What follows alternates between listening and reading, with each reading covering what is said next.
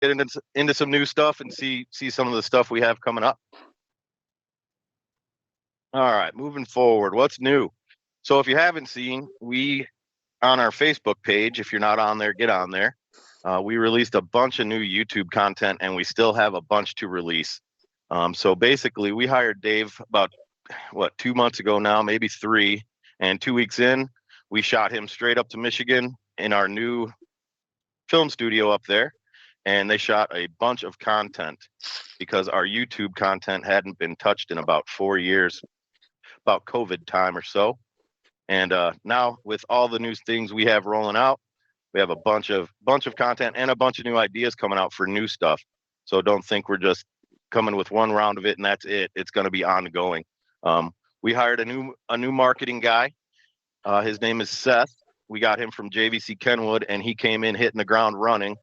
And that's where all these innovations are coming from for reinvigorating the brand and putting out new videos and all that new content. Also, the release of our Directloader and Directloader app. That's the new hotness that everyone wants to talk about. Everyone's picking up. We're seeing guys posting on our Facebook page that they finally got it. That thing is pretty awesome, and we will go over that. Speaking of those content, Facebook exclusives like this specifically setting up these meetings. We may have one more with the whole team. We're still kicking that around. This is our last training because we had 2 intro trainings and then we're having the 2 advanced training. And we will release, product releases, things of that nature that even though we're communicating over our DirectText website, over the news banner, will be obviously our Facebook page is one of our major media sources because we have 6,400 members now. So we put a ton of information on there. And if you haven't been on there in the last couple of days, there was the official rollout of the new Viper and Avatar remotes. So they look pretty slick. All right, going right into the Directloader app. One app to rule them all. So basically, if you had the XKLoader 3 or you had a Direct Link, this will eventually replace them all. So as of right now, there's a couple things on the Directloader that haven't rolled out yet that are still on the Direct Link app for the DS4, like adjusting shock sensors or things with the wireless siren, which will come down the line. But everything else is on here as far as BitWriter, DirectWire, activating Smart Start, flashing over Bluetooth, flashing in the car. All that stuff, all in the Directloader app, and they are currently in the store. We did have a little bit of a late release on those because we were beating them up at the end, trying to get all the bugs out. But as you can see, our DirectText mobile app, a ton of people still use this. I still have my XKLoader 3 on my test bench. I use it for tech calls that I get, and the app is still there. The thing is, we haven't updated it in 2 to 3 years because the Direct Link app came out and all of our resources went to designing and releasing the Directloader app. So you can still use it at this point. Eventually that DirectText mobile app is going to go away. I have no date of when that's going to go away, but that one on the left will eventually disappear in favor of the Directloader. Direct Link in the middle, still obviously our most used and most popular app as of right now because people are familiar with it, and the additional features that haven't rolled to the Directloader so far. So that is still active and no talks of that going away. But the Directloader will eventually be the be all end all for our apps. All 3 of those are still on the store. All right, what's in the box? So if you haven't gotten your Directloader yet, it looks just like this. This is how it comes. It comes in the fancy carrying case. You have a OBD extension and a USB-A to USB-C cable to plug into your laptop, and then all the cables that are needed for bit writing, flashing, anything we would need. Kind of very similar to the 5-pack that used to come with the XKLoader 3, except obviously for the new hotness. Some people ask about the connections that are on there. You'll see like there's an 8-pin CAN connector. As of right now, that's not doing anything, but we have a bunch of plans on what we're going to do with that in the future, including CAN logging when we're seeing new vehicles, with different CAN networks, things of that nature. So tons and tons and tons of plans. We're on Gen 1 right now of this Directloader, and the sky's the limit on this thing. You could see there's this little card that's in here, and it has a QR code on it. If you want to screenshot that or take a picture of it, that will take you right to the guide, and we'll walk you through the user manual for the Directloader. All the distros should be 100% available for everyone to get, wherever you get your product from.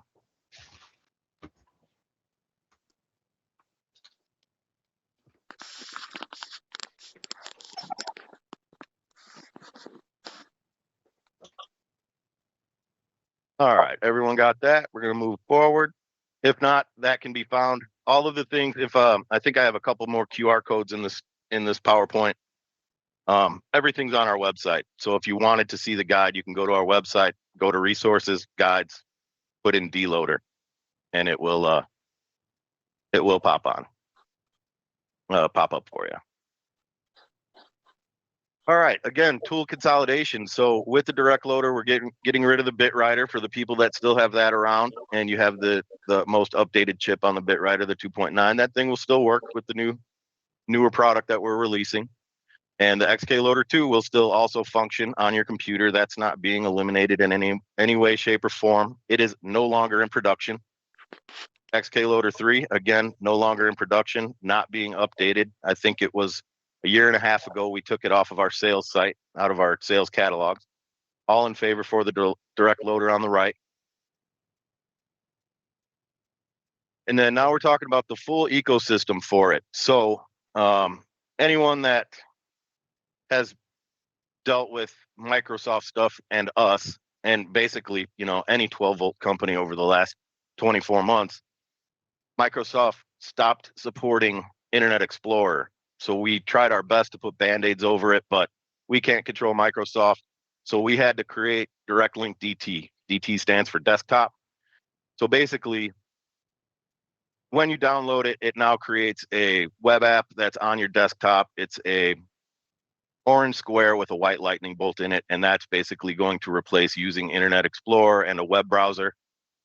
If you are using Internet Explorer and you're still on Windows 7 or 8, you're going to want to spend the $140, $150 or whatever at your local computer store, Best Buy, Office Depot, whatever. Get yourself a computer with Windows 10 or 11. That way you won't have any issues, especially going into season.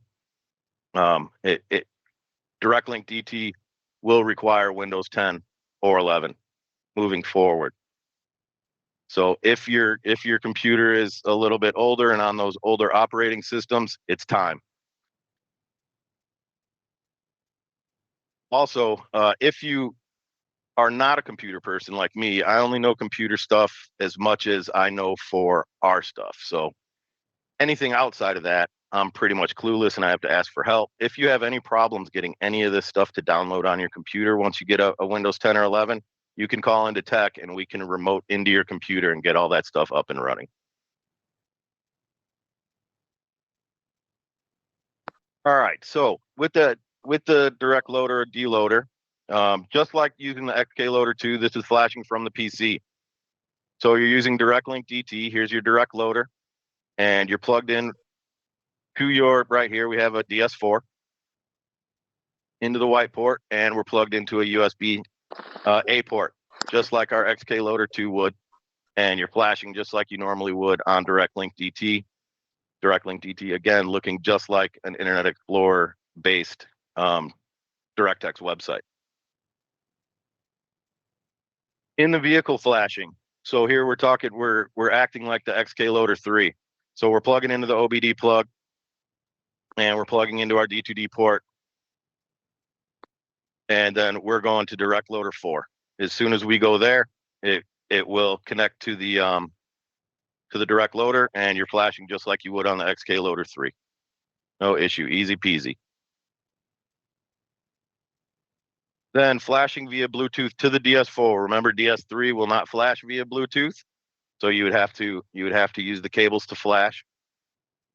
But you go to Bluetooth systems there, and you put it in a pairing or however you used to on Direct Link. It's the same logic, same functionality. So it will, using that Bluetooth system, put it in a pairing, do your flashing, do your edit configuration, whatever the case may be. Bit writing with analog systems, same as it was with your other bit writer. Have the system powered up, and you can go in and you're plugged into the OBD again for your power and ground on that. We're not doing any CAN communication. It's literally power and ground to the direct loader, and your module here has power. And then you would go to the bit writer function, and you can go in there and change anything you need to change. You need double pulse locks, need double pulse activation, all that good stuff, just like your bit writer or the bit writer function on your XK Loader 3 did. All of that is on the Directloader app. All right, big thing. So this being first gen and the first gen rollout. When first plugging in your Directloader, you're going to want to mess with it in your downtime. Make sure that it's updated coming from the factory, because it will some features will error out on you if it doesn't get its latest firmware update. So basically, you have a module plugged into it, and you go into the Directloader. Once you go in to flash or edit or new configuration or whatever the case may be, you're going to see a 1 over in this corner. Once you click that, you'll go in, you'll see the 132 or whatever the number is. You'll click your update and hit update firmware. This will bring you to the next page. As just like when it's flashing firmware onto a module, it's updating your Directloader at this point like it's flashing a module, but it's flashing itself from your phone. Make sure to do not close the app, because it will, stop the download mid-download, and we all know that that's not great to do when you're updating any firmware process. So do not leave that screen. And then you'll get the successfully updated message. And then finally, once you go back, you'll see that the update is finished on the final page.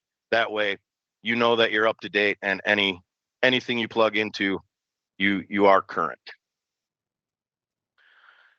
If you would like a thorough walkthrough, that is my man Dave right there. He made a very thorough video on using the Directloader and the Directloader app. It is on our page, and we'll go over our YouTube page in a couple slides in the future. But use that new content to walk through it. We use it in live chats. We use it all the time we use our YouTube page to send links over live chats for, say, remote pairing or something like this nature. Hey, take a look at this Directloader for people that are brand new to it and just have questions. Any questions about the Directloader? How are we cooking? Chat looks pretty much all answered there, so I think we're good to keep rolling into the core changes. Perfect. All right, core changes. So what core changes is, and what it means is that the last grouping of numbers on all of our firmware. So let's use the DS3 and 4, for instance. We're currently on the last 5 digits are 198.12. Our next core change is slowly being released. We've all put it on our cars in tech to test everything out, and it will be a 198.14. And we made some considerable changes, some little things here and there that people have asked for in the field, because we listen to you guys. That's what it is. And with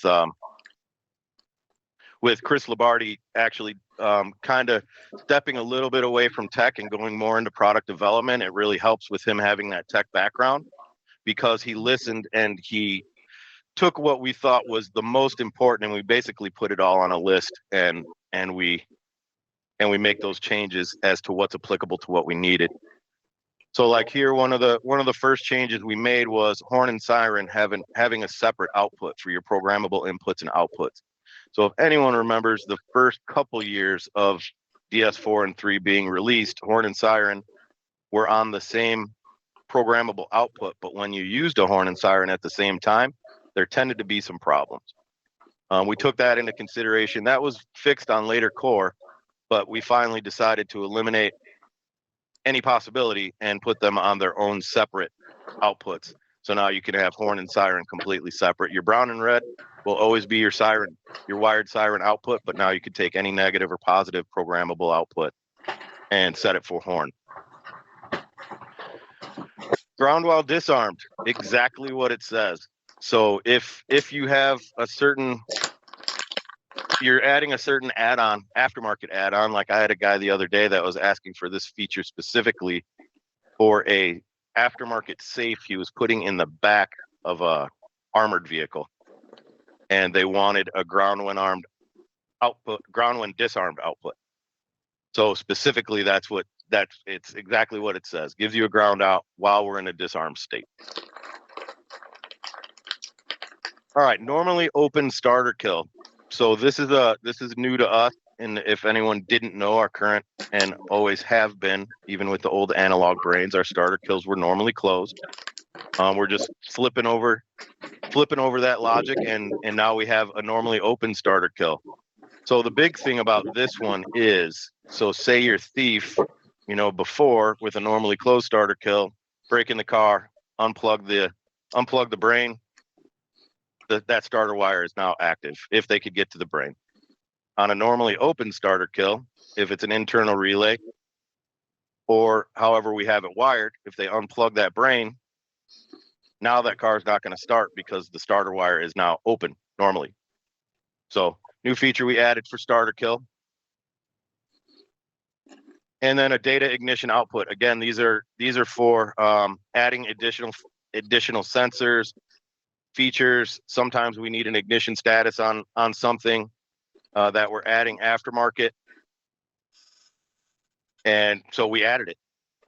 There's a bunch of upfitters that we deal with that do the police interceptors, and they do federal vehicles, and they need things of that nature. And I think some of those ride sharing pieces also needed data ignition out, that we're reading the cans over the DS4 and 3, and then we'll shoot out an ignition over whatever wire we program it for. All right, and that will be in the guide. So now we're showing the normally closed versus normally open starter disables.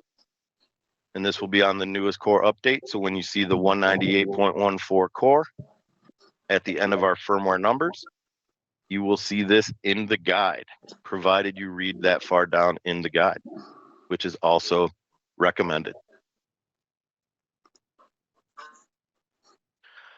All right, so speaking of starter kill, we've been giving this tech bulletin out for a couple of years now, and it's just something we want to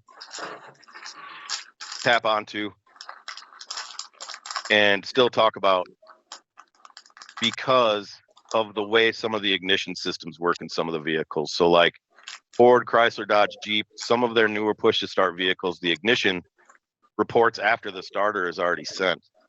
So we have to do 2 relays versus 1 relay to interrupt the interrupt, as we call it.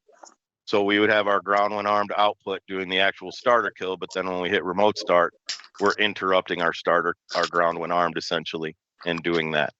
And that can be found in resources. We've been giving this out for a couple of years. It's a good one to have around. And I'm going to show you another one specific to Chrysler, Dodge, Jeep next.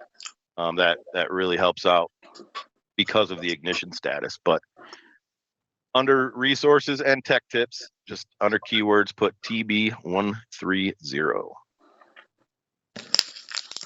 All right, so this one doesn't have a document number yet. It hasn't been officially released, but this is how we're doing the Dodge, Chrysler, Jeep. These are specifically been problematic because of the way that their ignition reports. So we used to have it.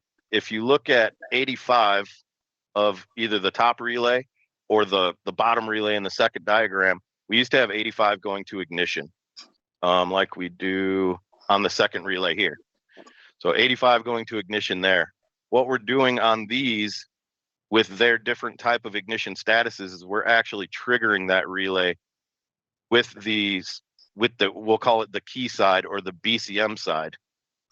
That way we're not worrying about the ignition to trigger the relay. As soon as the key or push to start gets fired up, it triggers the relay versus waiting to see the ignition, which will come after the starter command. I know it sounds weird, But those vehicles, when you send a start command from the push button or from the key start, that starter command goes out before a true ignition is actually lit up.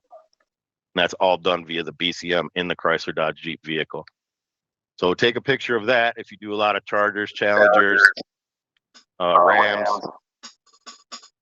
Wranglers, all the good popular Dodge Chrysler Jeeps. And we will eventually have this on our website. It's not there currently, but that's why we have these trainings. All right, moving forward with the core changes. So remote start attempt count. So everyone knows that our systems do, if it fails to start, it'll attempt to start 3 times, then it'll shut off. You can actually change that now to all the way up to 10 if you'd like. But we added it just because people asked for it. I personally like 3 attempts. I think that's the perfect amount. I wouldn't want a vehicle to try and start 7, 8, 9, 10 times, but that is something that was asked for, and so we delivered.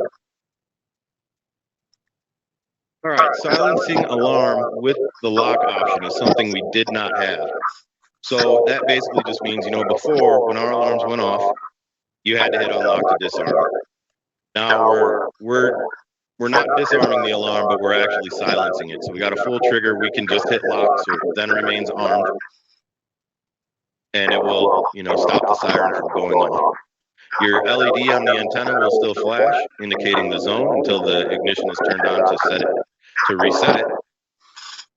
But we now have this option that if you're in a full trigger, you can press lock to stop the siren and the parking lights from flashing. And safe lock. So what we changed on safe lock is basically it's not going to relock the doors after a takeover or however you set your takeover option. So before it did do that, that got changed on the newest version. So if you successfully complete a takeover, it's not going to relock the doors unless, say, you have an ignition controlled door lock set up or the vehicle has it. But safe lock will no longer force lock the doors on takeover, or however, if you have with door open or disable on unlock, it's not going to unlock and relock like we saw in some vehicles. So just a quick, easy change for that one, so it doesn't relock the doors, immediately or too quick or whatever the case may be. All right, and then delaying the security trigger processing by 2 seconds. This is kind of emulating some OEM stuff. So people that have seen the boards where you set off the Ford alarm that says, you have 30 seconds to turn the key in the cylinder or whatever the case. This is emulating that. So door open, you can turn on this feature where it doesn't actually see it for 2 seconds. So you're like, hey, I unlocked my door. So you did it with your key. However you're doing it, you hit unlock and you're like, oh, my alarm's armed. Then you just disarm it. And that, again, that's working hand in hand with some of the OEM stuff we do on the side. Because on the back end, Voxx, if people didn't know that, Voxx does a ton of OEM work. And that's building that logic into our firmware as well to help emulate with some of the OEM stuff. If you've ever heard of Truck Hero, we do some of that stuff.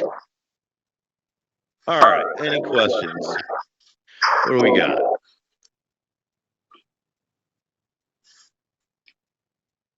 You got it handled, Dave. Yeah, I think I got everything in the chat so far, so let's talk about some new vehicle coverage. New vehicle coverage, this has actually been, these 2 articles have been out for a little bit, like over a month and a half maybe. The Subaru RS01 is the big one that came out using the factory remote start on the Subarus. It's specifically when we first released it, we talked about it because if you don't know, Subaru has a class action lawsuit against them for their batteries, for their battery drains. So we did encounter some of those issues.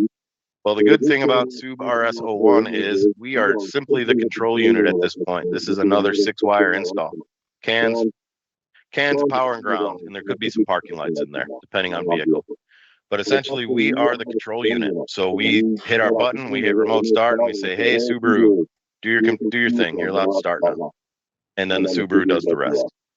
Again, with that, and with any OEM remote start firmware, there are limitations. So make sure you're reading page 4 or 5, depending on the guide of the notes page, because that explains all the limitations. And if it gets down to it, you could even explain it to your customer and show them that page of the guide.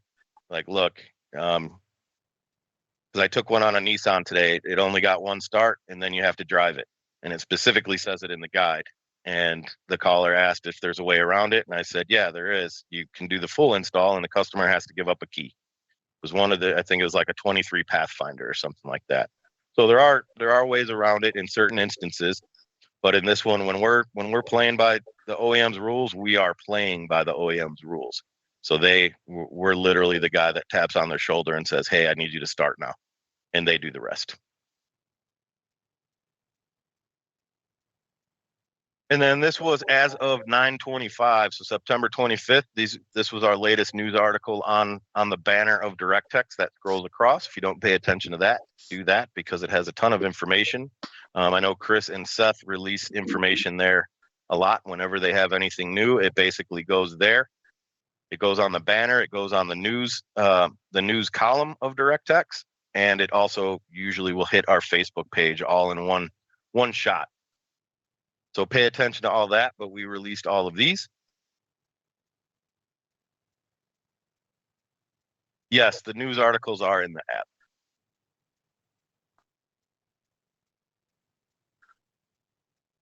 All right. So we're making time here. Pro tips and best practices. So this is just something we want to, as we're getting into season, wait times are going to escalate. These are things that we like to share with the field so we can try to keep things as efficient as possible. Because if you heard James and I talking earlier, calls basically doubled in a day. I think Dave and I went from taking 25 calls in a day to 50 and then back down to 45. And it's just we're basically in season at this point in time. So have the vehicle in the shop ready to be worked on. Calling us and saying, "Hey, I have a remote start sitting outside that doesn't work," doesn't help. So most of the time what happens in that instance is we have to wait for the vehicle to come in and then we have to wait for it to be disassembled. You know what I'm getting at here.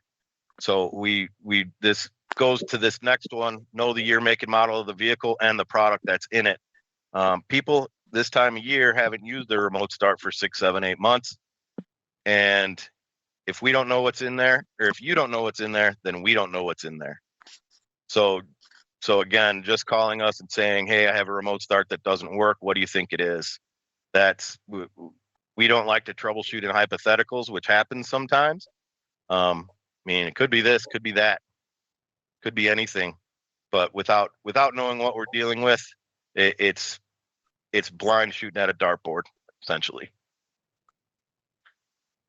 This is a good one. Tell the customer to bring, when you set up their appointment, however you do it, have them bring all of their keys. This runs in with not only with 80-bit, this is running into Chrysler now and GM, where they do have a master and a companion key. And it will run through key to go, but then it won't start. And we need to get the other key to start it. And we see it on GM and Chrysler now as well. So when you talk to your customer, tell them to bring all the keys that they have. That way it'll save frustration from anyone. The last thing we need is customer drives an hour for their appointment. They bring one set of keys for, say, a Dodge Ram. That Ram runs through key to go, no problem. We go through all the wires. All the wires are fine. And it just doesn't start. And then we call that customer. We need their other key. They bring their other key. We run it through key to go. It works first shot. But now they had to drive another hour to bring the key for us to finish all that reprogramming. So just to eliminate frustration, tell the customer to bring all the sets of keys that they have. This is a great one. Call from a cordless phone or a cell phone, please. We do have instances where people will call in from a corded phone and we'll hear them screaming from across the shop trying to tell us what they tested and what the results of the wire they tested were, and we can't. It's difficult for us to hear that. So please, by all means necessary, call from a cordless phone or a cell phone. It just helps the process. Connecting the parking lights when called for in the guide. So some shops do charge to add on parking light because it is an additional feature. But why we ask for this is for troubleshooting reasons specifically, because they will tell you why the vehicle's not starting if it's not starting. It's almost daily. I'll get a phone call where it's the remote start's not starting, and I'll go, how many times are the parking lights flashing? And, oh, well, I didn't hook those up. Okay, can you hook those up for me real quick? And then they'll hook them up, and we'll get 5 or 6, which is normally, brake or hood, whatever's going on.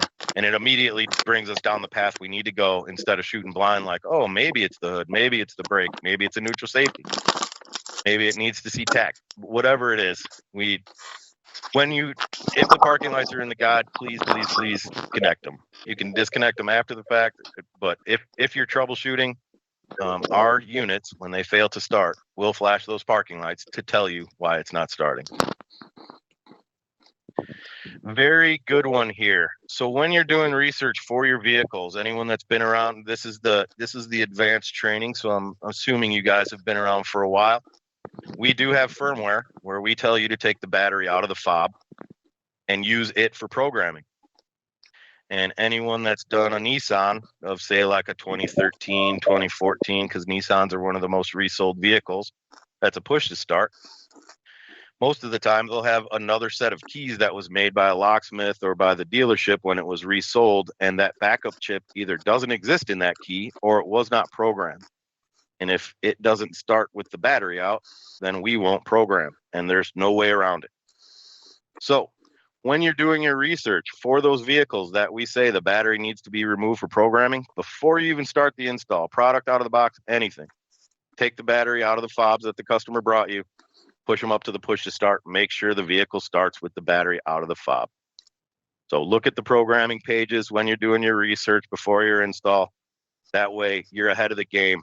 Again, it's all to alleviate frustration, because last thing we want to do is be like, hey, we just did your install for 2 hours, but it won't start because your key doesn't work.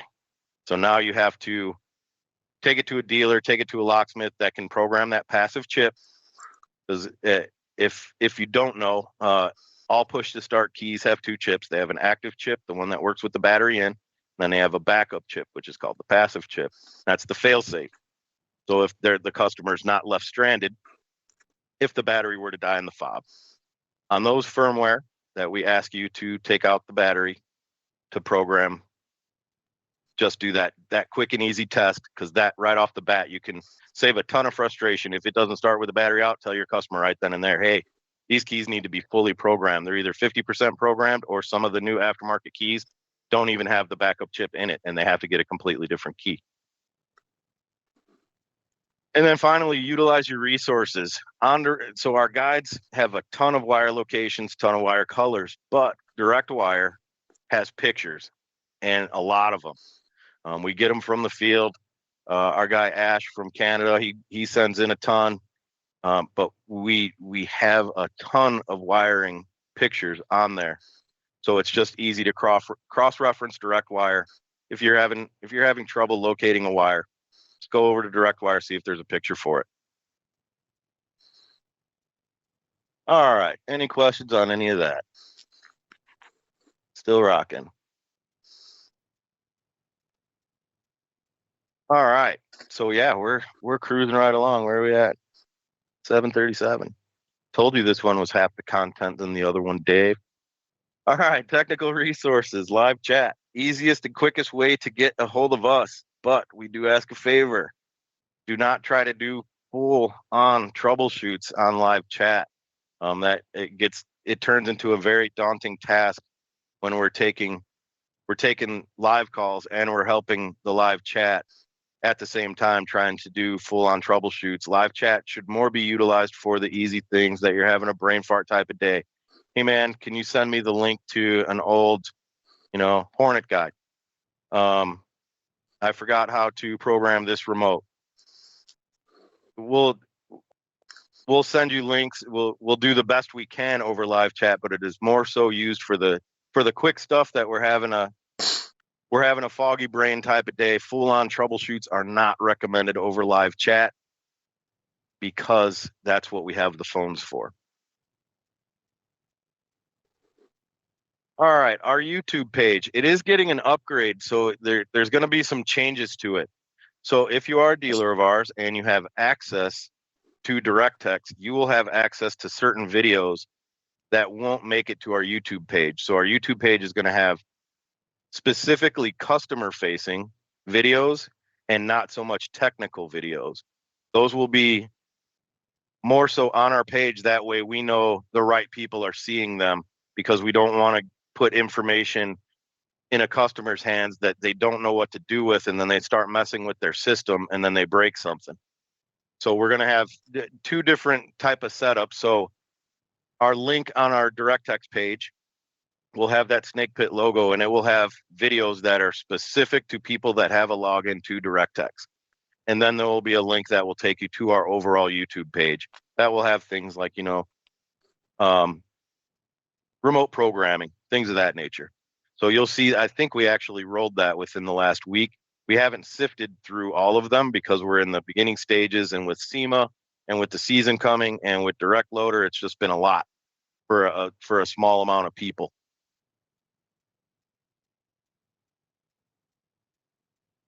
So it will look like that. And you'll see the featured videos being the latest content. If you haven't seen the Meet the Team behind Viper, you'll see Seth, our marketing guy, Chris, our product and training director, Kyle, our technical manager, and Dave, our trainer that is on our chats right now, talking about what we're releasing, what basically from the past to the present to the future, going over that. And that's a good watch. If you got some time, just put it on the background while you're working and listen to it. There's some good content. And then finally, our Facebook page, best resource we have, all driven by you guys, by the field.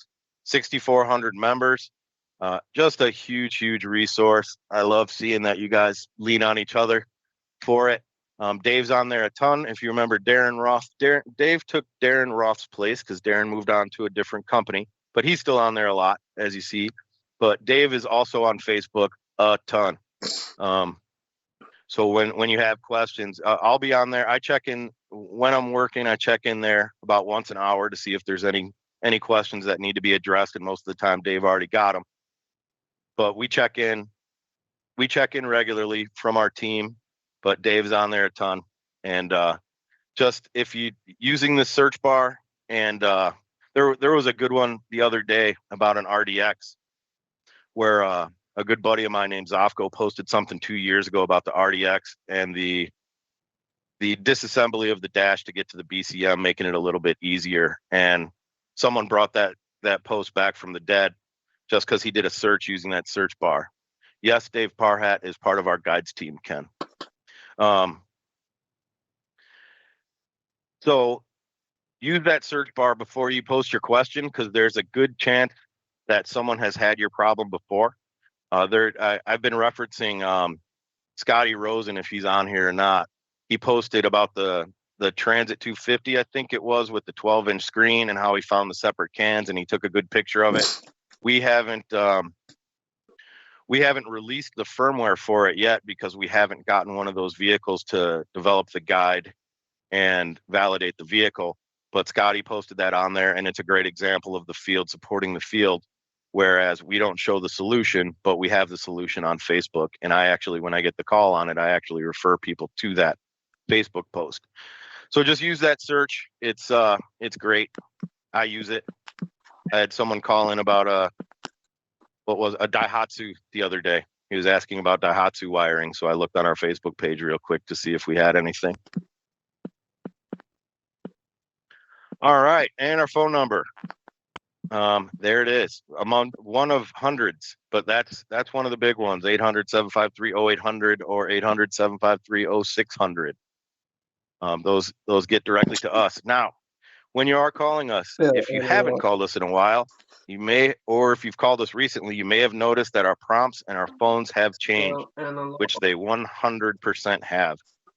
We had to clean up some of the prompts because the way the calls were being routed were being incorrect. So we were getting, end users on a dealer line, things of that nature, which shouldn't happen.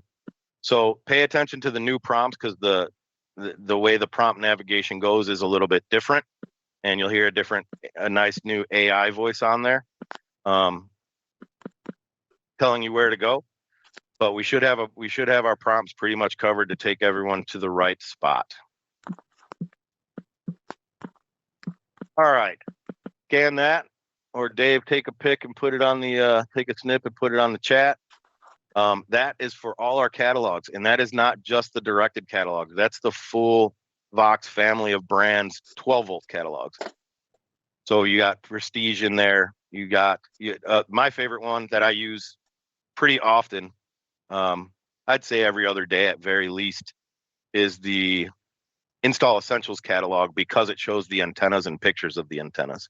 Because obviously this time of year we get a lot of calls of, hey, I need to pair my remote. This is what my antenna looks like. I don't know what's in there. So we try to, use deductive reasoning and figure out what's in the vehicle. And I'll just jump right to the Install Essentials catalog and go to the transmitter and antenna page, and try to figure out what antenna they have, so we can figure out what system's in there to get them the right fob.